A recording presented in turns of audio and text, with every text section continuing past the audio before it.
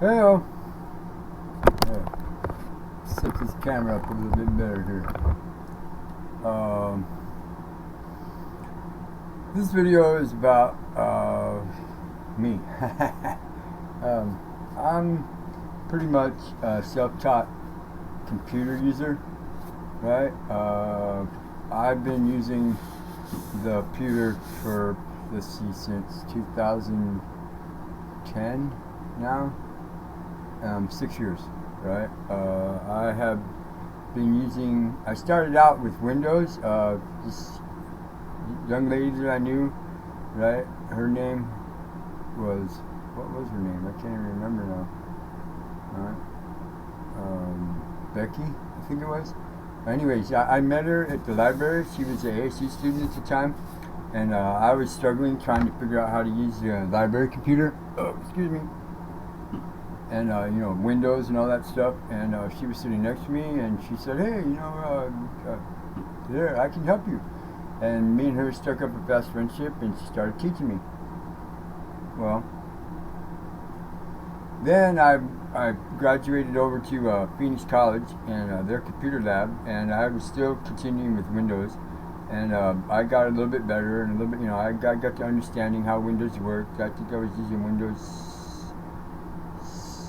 Vista or something like that back then, right? And this was 2010. And then early 2011, a friend of mine made it back into the real world, and he was a computer programmer, and he was pretty much, like a computer genius. He'd been using computers since he was small, like 4, 5, 6 years old, right? His grandfather and his mom and his aunt, they invested in him. They invested in computers. I mean, everything. He said he started with a Commodore 64 when he was little, and then graduated on and on and on up to then. And he is serious. He's a serious computer programmer, right? Design architect, coder, you name it, web developer. He can do just about anything and everything designed, with a computer. I mean, his favorite line used to be, "I can make your computer do anything you want it to do." Well, at the time, I didn't know what that meant, right? Slowly over time, I learned what that meant, and because he taught me just enough, right, to get me going. And then I got me an old laptop, an old Dell Inspiron 4200, right, and he installed Crunchbang 10 Linux, right, and one of the most difficult terminal-based command line Linux distributions there is, right? And he didn't teach me anything, right? He just loaded it on, set me going, and said, "There, figure it out," right? So I did, and then I graduated to another computer, right? And he gave me Ubuntu 12.04, right? And I picked up Ubuntu like I'd been doing it all my life, right? So then we did that for a year. We got into internet marketing and some other stuff. I started blogging, right? And other stuff. And pretty soon I became pretty confident. I became confident enough where he didn't have to double check my work. And then slowly he started teaching me a little bit of coding and how to set up stuff and how to do a little bit of web development. And then I got interested in website design. And so me and him kind of sort of made a, like a loose partnership there, and we went into, we got a little bit farther into the internet marketing with me designing the websites and him coding the websites, and we developed a few clients and here and there, and there's probably about 28 websites right now that are up and running live on the internet that I designed, back in the day, back in the early times. And so then I met Margaret, right? And he went back east, and I met Margaret, and but I didn't give up. I kept on going. I still had my laptop, and I kept on going for what I was doing, right? And after about a year, he came back. We reconnected, right? I got a new. To a friend of his, I got another opportunity to get a new laptop. This one, I paid $400 for it, And he upgraded me to Ubuntu 14.04 LTS. LTS stands for long-term support. Yes, Ubuntu 14.04 is supported until 2019, right? If you have Ubuntu 14.04 and your machine is asking you to upgrade to 16.04, don't do it. 16.04 it's not a very good operating system. It has a lot of bugs in it, right? I had it for a little while, and it's just not up to the stuff that 14.04 is. Wait for the next release. That one's probably going to be better, because Linux is an open source thing, and there's a lot of coders out there that are beta testing it and working on it and updating it and writing new software for it and working out the bugs. So probably the next 16-point release is going to be a lot better. So if you're considering 16.04, or if your machine is asking you to upgrade to 16.04, I'm telling you right now, it's just not worth the effort. Just wait till the next 16-point release and do it then. Right? But anyways, to pick up the story, right?